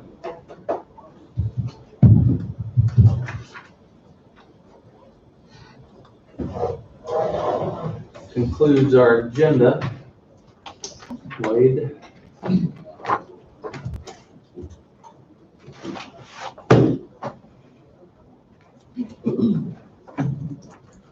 So as the board's aware, I requested, and I guess, so it's clear, I put on my county attorney hat.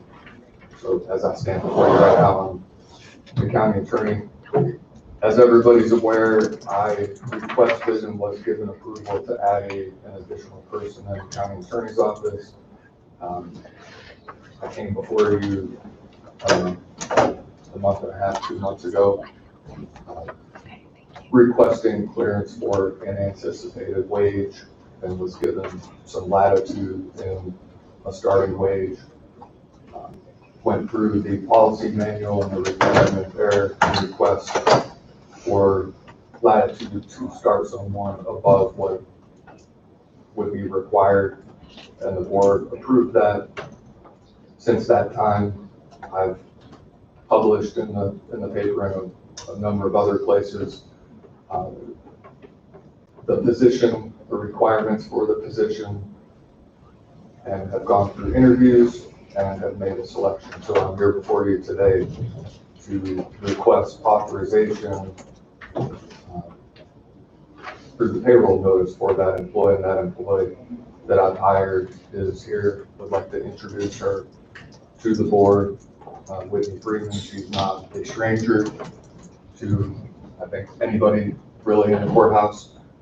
I had a number of people apply, but Whitney's experience with the court, she's been an employee with the district court for 6.5 years. So she brings a wide and vast knowledge of the operation internally of the district court, but she also knows the attorneys that I work with on a regular basis. She knows the judges, she knows how the cases operate. She sat in the courtroom prior to my arrival and before Judge Wine became the district court judge, the chief judge of the district court. When he was a magistrate, sat with him for many years.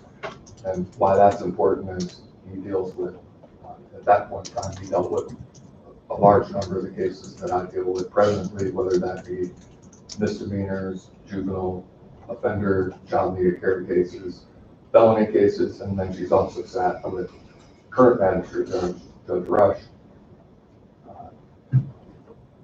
My understanding, and I don't want to speak for the judges, but I think it's a huge loss for the judicial branch that Whitney has left the judicial branch to come to the county attorney's office. But I think it's a huge gain for the county and for the county attorney's office. So But you have no guilt taking her though, right? a little bit. I know she's going to be hard to replace from what I understand. But I think they're happy for her, and it's a new adventure for her. It's going to be different. I think she's going to be challenged. She's going to be busy, and that's something that we talked about during the interview. And I think she's up for the challenge. So, and I also spoke with the prior county attorney who interacted and worked with her for a number of years, Chris Phelan, and he gave his approval for Whitney. So I'm here today. I have a motion and the payroll notice, basically asking and directing the chairman to sign a Coffee County payroll notice for Whitney Freeman, County Attorney's Office, Legal Secretary, new hire, CV3, wage 1818, effective June 8, 2020. And that's my request. I think she merits that starting wage based on her background and experience with the court system. Her timeline is accelerated significantly with her knowledge base. I tried to anticipate what that would be, potentially, as I spoke with Anita and Lori, potentially 4 to 6 months ahead of the power curve in training and knowledge base. And that's significant for what we have going on and what we're about to venture into with COVID stalling out our cases and then going live. I think she'll be right up to speed. So we have a motion before us. Yeah, I'll make that motion. Is there a second? Second. Bob has moved. Don a second. All in favor? Aye. Aye. Opposed, same You sign. say Don or Tom? I said Don. Okay. That's what I wrote down. I think Tom, he's just a hair. It doesn't matter. They don't I make had it. Tom, I don't know. I'm sorry. I had Bob and Tom. Okay, I heard Tom, he, just to You decide, put Tom down, big question on it. put all 4 of us down. Bob moved, Tom seconded. All in favor, say aye. Aye. Opposed, same sign. Motion carries 5-0. Welcome aboard to this Thank side. you. Yeah, thank you. And Whitney, I think you probably just need to take a step up there, turn around, Looks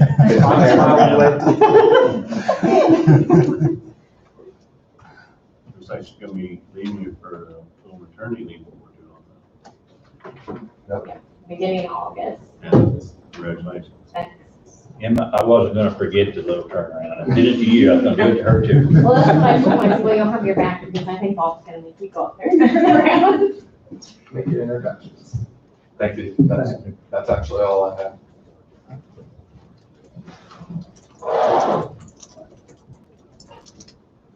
Didn't have anything else around it.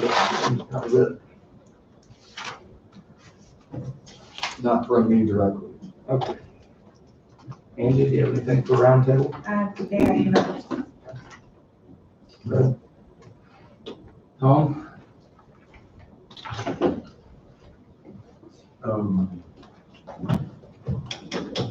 We gotta work on these budget things next week, is that when we work on this?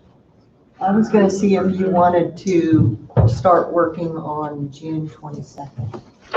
So the deadline is the 12th, and then that will give me that next week to work on the book. And then maybe you could schedule a work session on June 22nd. Everybody wants to look at their calendar and see. It's a Monday.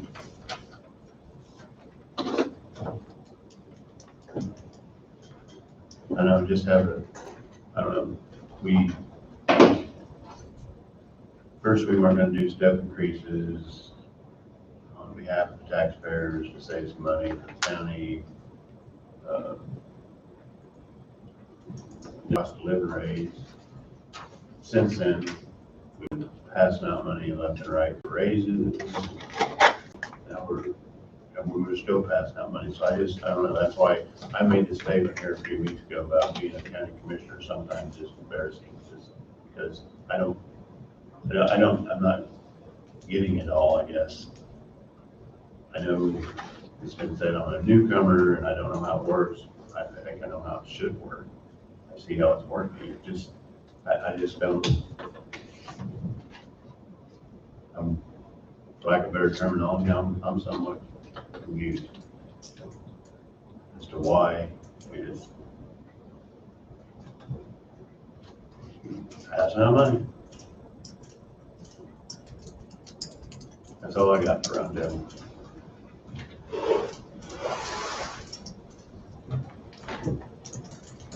Bob? I think we have to make a decision on the Hospital. hospital within 10 days of last week, so. Right.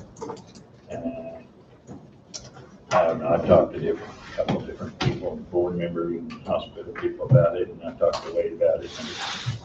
And Wade has some good deals, but I'm not really sure. We have their budget that they gave us, and they gave us 3 options. To me, that's not really the way a budget ought to work, is here, I'm giving you 3 options, you guys choose what you want to do.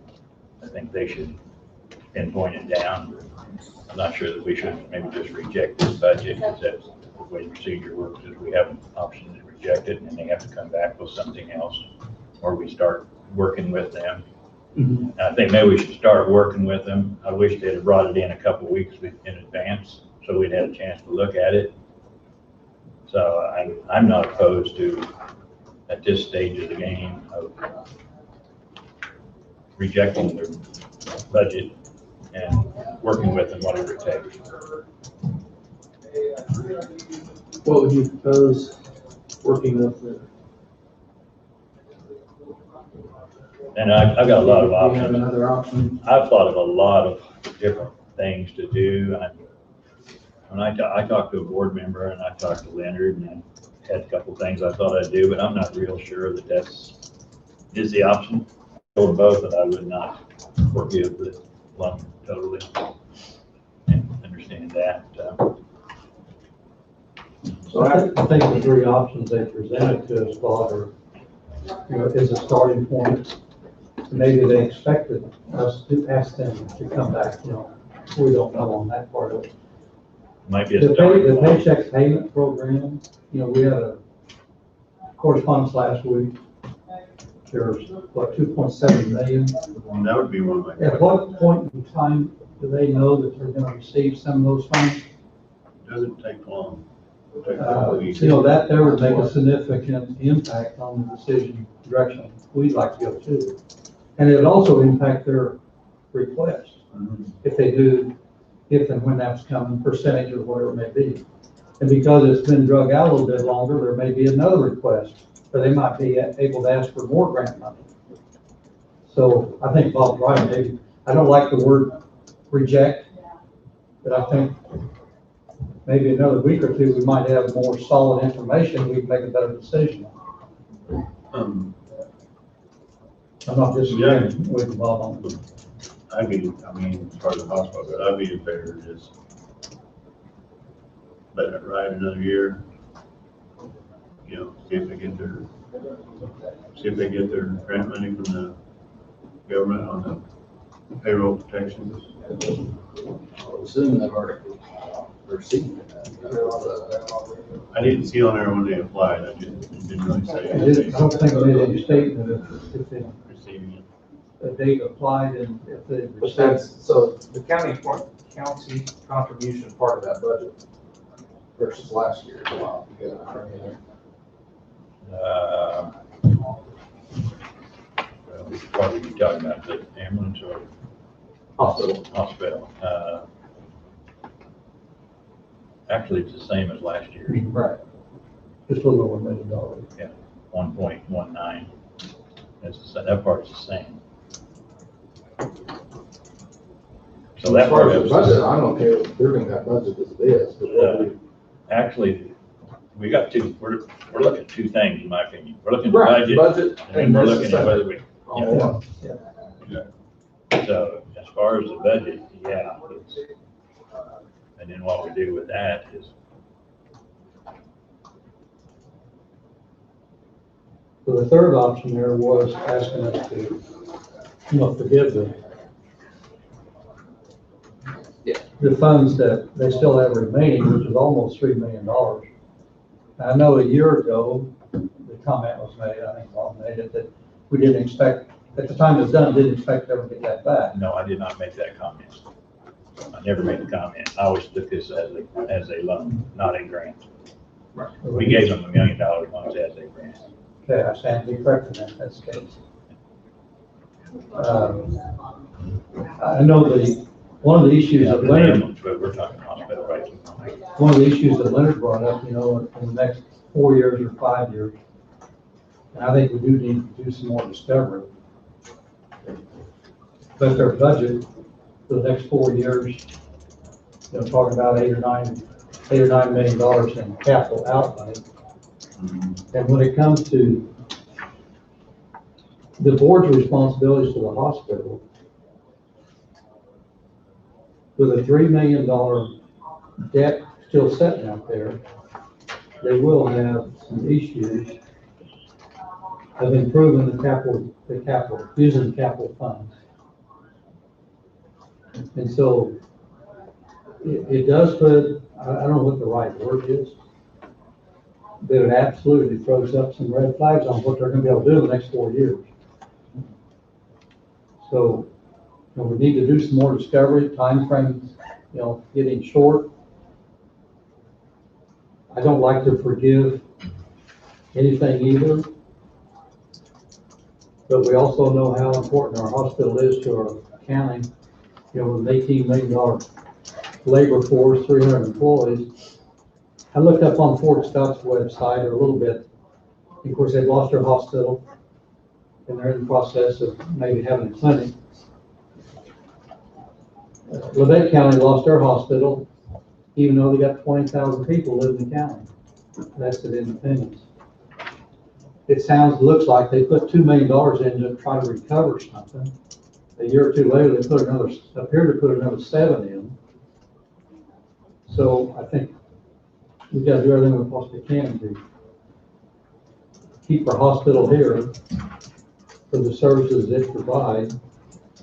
Not in my mind, there's no way that we do anything to lose it or reduce the services anyway. I know Allen County and Anderson County, they both either merged or joined, whatever you want to call it, but I think St. Luke's to keep their facilities on. So I'm We've totally, got a couple of toughest, I'm totally for the hospital. I mean, there's no question I about think we that. all are. I just looked at this and I've discussed it, and I have a point, I mean, just years ago, that where I draw the line, and I have a point of what I'm willing to do, but I'm not gonna propose that at the present time, because I think we need to really talk to them. I think we need to somehow sit down with them and talk to them about some of this. Now, the ambulance part, there is an increase on that. So, but, you know,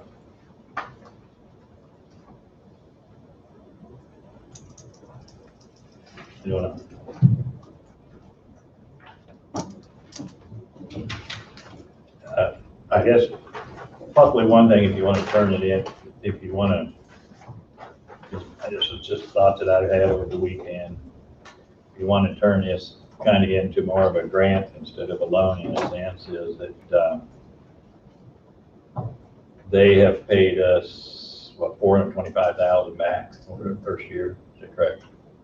Yes. About 1,400. In other words, if you want to, could go with the 50/50, you paid that much back, we could grant that much off of that one.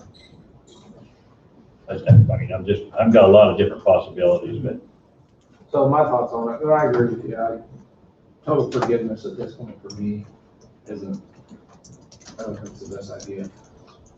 My idea was forgiving a portion of the remainder, a percentage, whatever percentage that may be, and forego payments for 2 years.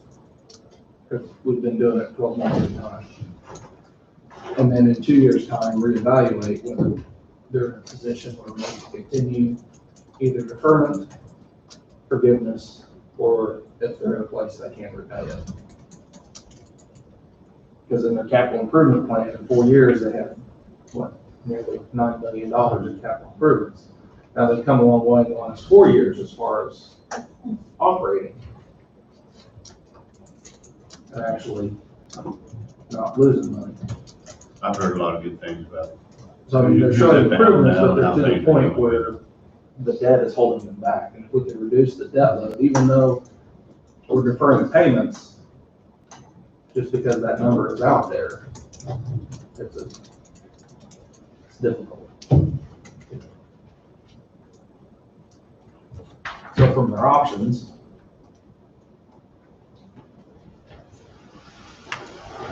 it'd be half and half and number 3, basically. That legal cost. If we can get them to a position where they don't feel forced to raise their mill levy, yet we meet that we're not forgiving the total loan at this point. so you're looking And we at, still supply the tax.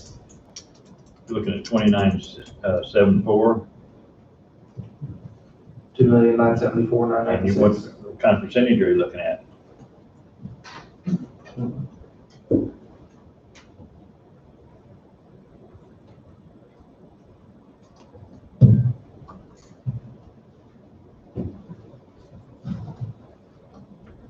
I'll be quite honest, we're kind of on the same page. But I'm not gonna throw my percentage out yet. The percentage you're using, you're talking about the 400,000, you're gonna take. you No, got that off I'm the- talking of the 29, of the 2,974. What Because was you I'm taking like off? Cody, I am not going to forgive the whole thing. I would not vote to do it. And I wouldn't, like I say again, I've heard a lot of good things about what's going on up there now as opposed to maybe what happened in the past or whatever, but,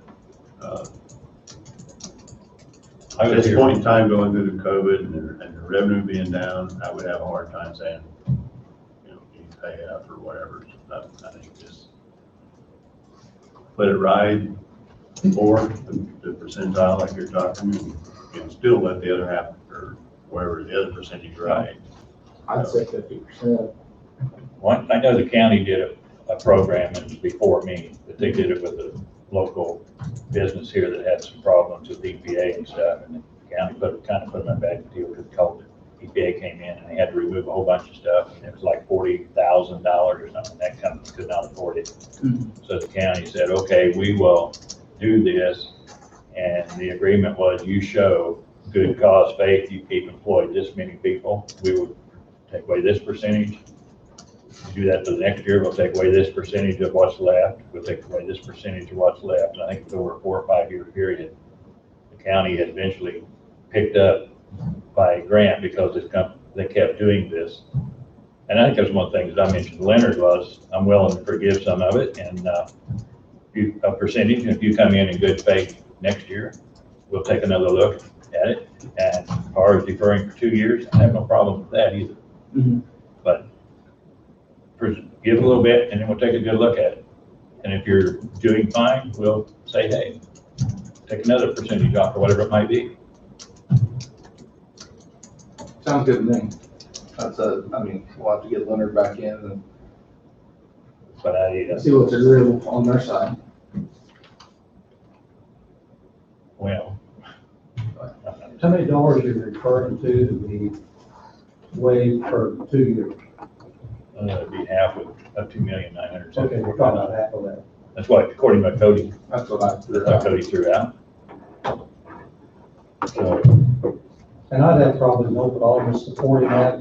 I'd like to eliminate as much, and like I said, I'd rather not forgive it. It'd be nice to get them on, standing all on their feet. No question on that, it came a long, long ways. Leonard and the staff and what they've got built, but I do know that you've got a lot of leverage setting over your head. It will absolutely slow down what you really need to be doing. So it'd be good to reach a compromise that would work for the county and our citizens, as well as allow them to proceed ahead on capital outlay. And So if we can find some common ground. approximately one, could be off of probably approximately 1.488. Yeah, roughly. Well, so if our annual contribution is roughly 5% of their gross operating budget, so then if that near 3 million should be a little under 15%. So if they've got I don't know what other debts they have or what other debts they're carrying, but if we can reduce that by 7%, which would be 50% of the remainder, give or take. I think that'd be it. My only concern is that I don't think it's hurt. I'm not okay with some of this, but if they come in next year and they've given some big tremendous outlandish raises this year, when we're trying to cut back, I'm gonna really question it then. I think we'd all have a problem with that. Yeah. But I kind of like, Wade had some thoughts, you know. And I'll just say this, we did a contract with them. They signed a contract, we signed a contract. It was a contract, it wasn't a grant, it was a loan.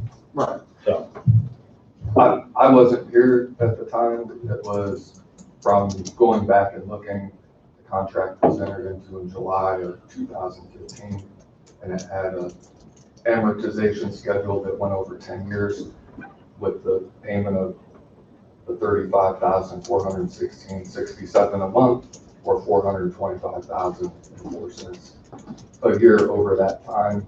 My understanding is there's been one payment last year. The second payment was deferred, so on that total amount, there's only been one payment, which, I mean, that it is what it is.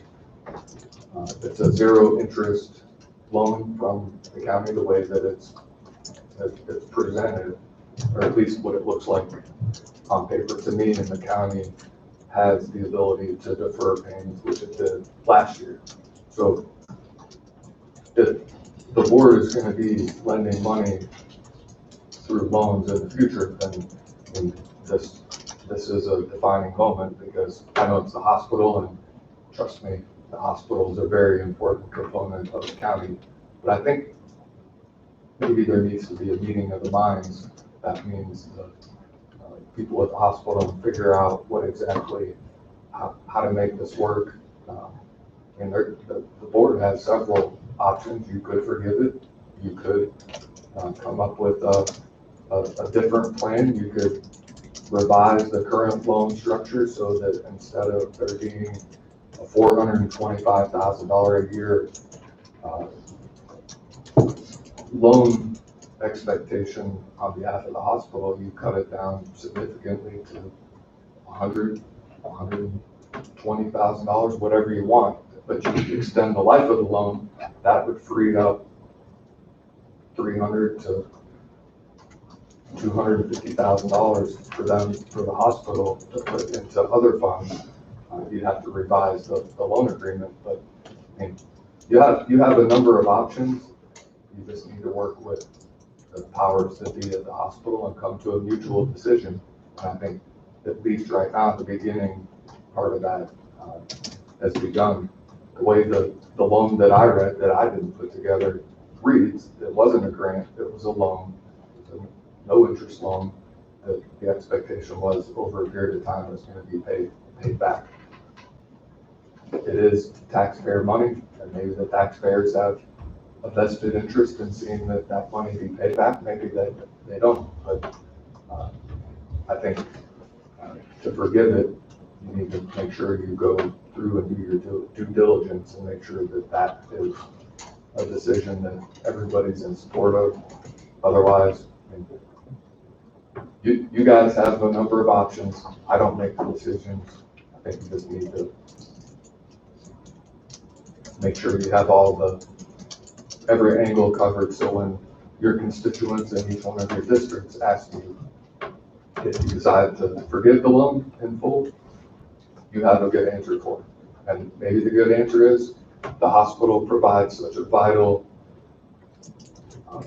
resource and is so important to Coffee County that forgiveness of the loan is worth the loan balance of $2,974,000, whatever, or option number 2 or 3. But I think you just need to take all those things into consideration. It is a contract. You set a precedent if you forgive it, and then if you have a loan somewhere down the road, and if the idea is to forgive it, then probably don't need to be entering into loan agreements with other entities, because then it becomes a grant and there's no point having a contract. So, I mean, I'm the option guy, I'm not the decision maker. You have a tough decision to make, but I at least wanted you to kind of have a global picture. And if you need a copy of the contract to review, so you know what it said in July of 2015 when it was entered into, that can be done. Or anybody else for that matter. I think us sitting here today and all of those that come after us set in this position need to be looking toward the future for the day that, when you got 83 cents on the dollar coming from Wolf Creek Nuclear Power Plant for tax base, we need to work on being able to stand on our own 2 feet, the hospital being one of them. When that goes away, a lot of jobs, a lot of stuff goes away. Well, I'll say this, I was here when all this took place, and the hospital needed help at that time. Before that, I wasn't real proud of our hospital, but we changed 9 board members in 3 years, and we got an administrator in here. I think they've done a fantastic job. I think they deserve praise. They've done a good job, but I'm still alone. I still just don't think that as a commissioner and the taxpayers' money that I can just forgive the whole thing. But I'm willing to work. I think that's what we need to do, is get with them. Cody's got a good idea, and we kind of get together and talk to them. And I know we can work something out. We'll make it work. Keep the hospital. Hospital is very important. I will reiterate what you said about, I've heard, I've talked to people that work in the hospital, I've talked to people, board members, if you will, and I've heard nothing but good things under the present leadership they got. So. Mr. Chairman, could I add one thing? Yes. As Wade was talking about looking at all angles, one thing that you guys might want to think about too is when we changed our health insurance plan here a few years ago, we did a special contract kind of thing with the hospital where we pay 90% of our claims to Coffee County. So that we tried to bring all of our employees and try to run them through Coffee County instead of them leaving and going to other hospitals. So if that's something you want to consider as part of your annual view, might be good to consider all of that in your decision.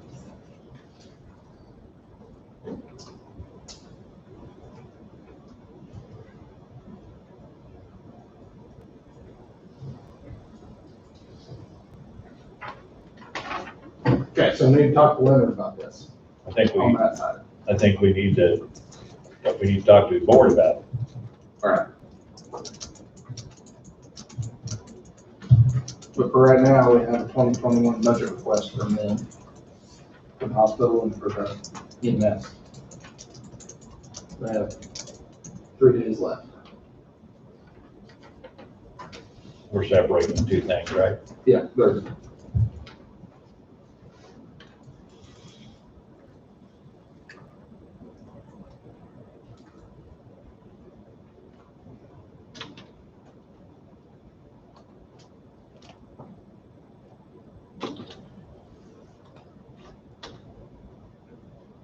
I do know the price of ambulance and all that stuff is going up every day, and I know there's a lot more restrictions on, just in the last few months, put on the ambulance that they're gonna have to be doing now every time they go on a call, which is gonna be more expense for them for, I'd take that probably under commodities and that type of stuff they're gonna have to have, so, I see there's a raise there, and that was, I could understand that, capital outlay, the price of ambulance is gonna go up. I don't think I really have a problem with the budget the way that it's. What was the increase on the EMS side? Yeah, the other, yeah, Our contribution, right. what was it? For ours,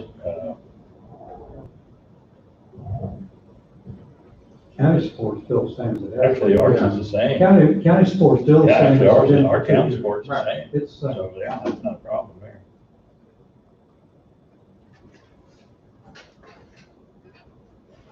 Yeah, it's the same, so it's, 1,019,724. So, Same for the, a sample motion to approve the 2021 budget request presented by the Coffee County Hospital for the amount of $1,019,747 for the hospital, and $1,019,747 for EMS.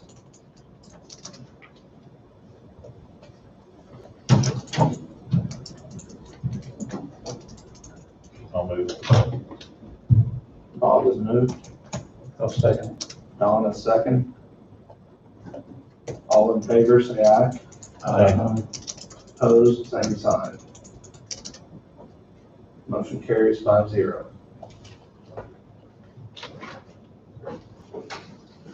Then, I'm not sure how we go about the other part. We need to do something. Angie, do you want to call Leonard and have Leonard come in Monday? I mean, I think he needs that. we all need to be involved in it, and then as far Yeah. as his board, he can take it back to. Board members back at to the time them. too. Well, yeah, He found it.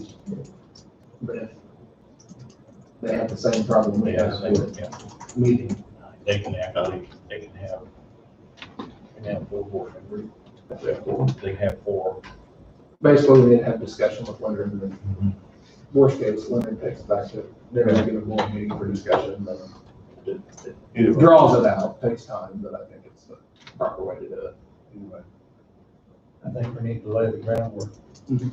So Leonard prior to next Monday. Yeah. Because it needs to start with Leonard and go to the board. It needs to go to the board, but it'd be great to have church for him here.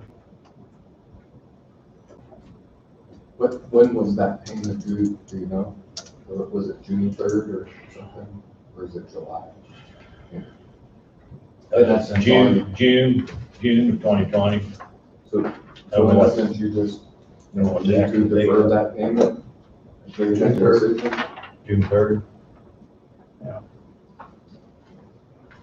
Defer it until July to make a decision so that you can.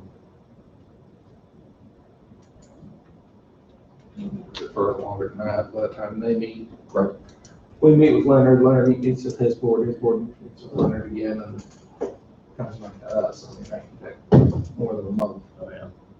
I only mention that because if someone wants to come in and look at the four corners of the document, see the payments due June 3rd, then so the board, so the public's aware it's just being set out to make a decision. Does their board meet monthly or quarterly or whatever? Monthly. Monthly. When's their meeting day, Bob, you know? Might be tonight. It's towards the end of the month. Toward the end of the month? Mhm. Oh, okay. So, on Monday, isn't it? Yeah, it's like the last Monday. Okay. Give them 3 months right now and then hopefully we can get something work out between now and then. Yep. A sample motion to waive the hospital monthly loan repayment in the amount of $35,416.67 for 3 months, effective June 8th, 2020.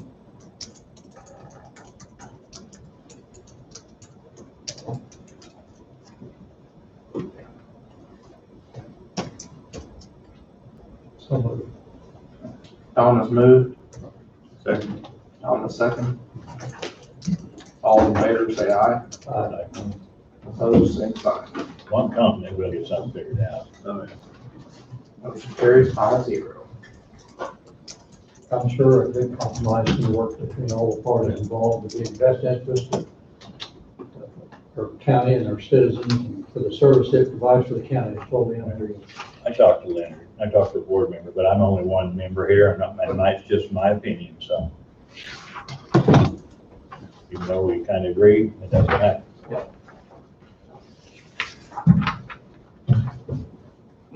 I don't have anything else. I don't have nothing. Do you have anything to round table? No, we discussed, them after I got my phone call, we discussed the five subject with Wayne and I had nothing else. I don't have anything today. Donna, do you have anything for round table? Just that, Friday, the 12th is when all the budgets are due. So I'll start working on the books for you all then next week, and we'll have a work session You want us to leave these lay here, don't on the 22nd. we? Yes, please. The budget first lay there. Mr. Chairman, it was brought to my attention that we need to have a very brief executive session. So, Okay. request a motion for commission to recess into executive session to discuss personnel matters of non-elected personnel for the purpose of protecting privacy rights of non-elected personnel under the non-elected personnel matters exception to the Kansas Open Meetings Act, KSA 754319B1, myself, the board, and kind of payroll coordinator Denise. For how long? 10 minutes. 10 minutes. So, go ahead. I didn't say a word. Oh, I thought somebody was so. Bob moved, Second. Don second. All in favor? Aye. Opposed, same sign. Motion carries 5-0. We'll go in for 10 minutes with wage commission and payroll clerk. To return here, we'll go in at 11:18.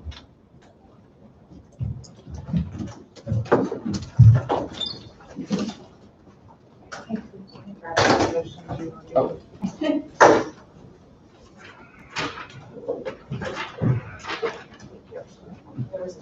Yeah.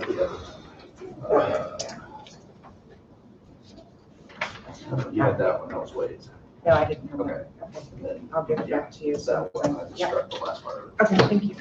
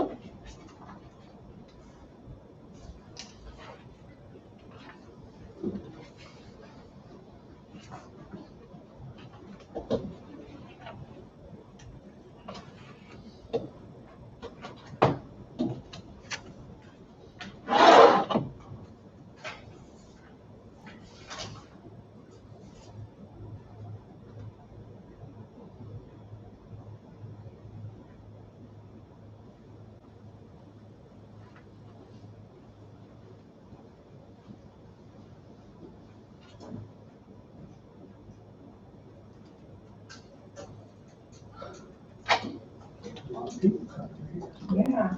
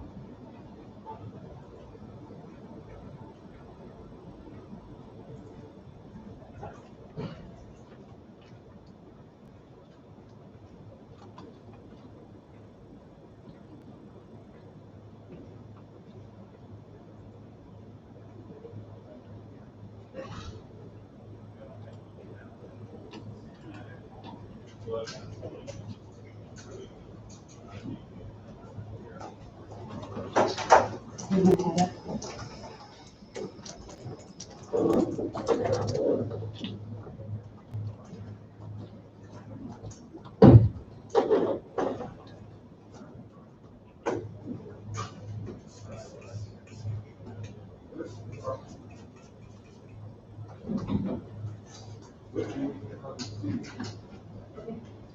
have the two forms provided.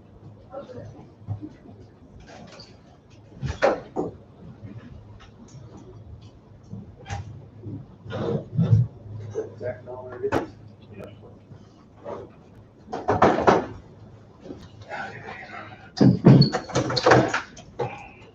And we've still got 2 minutes.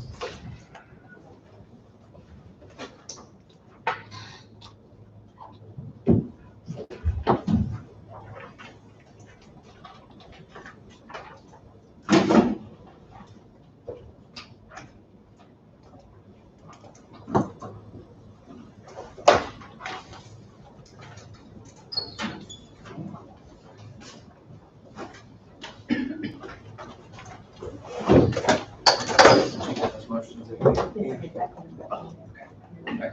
Had some notes on that one. Yeah.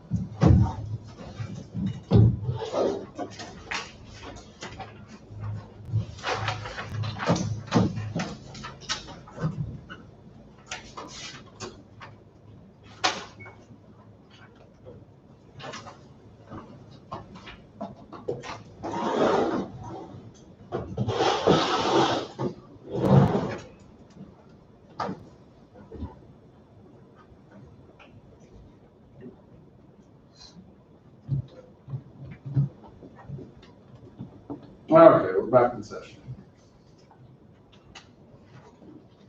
That concluded roundtable. Anybody have anything else? If not, we'll adjourn at 11:28. What are you saying, adjourned or called? Last week, I got confused because there was adjourn and then there was a call, and I just wanted to know. Call, I don't know. I've always done adjourn before, but I know. You can just call the meeting. Call it, Meeting's over. call the meeting, but the chairman just adjourns the meeting. Right, so leave it that way, Yeah. okay. Yeah, adjourn it. All right. You adjourn it or you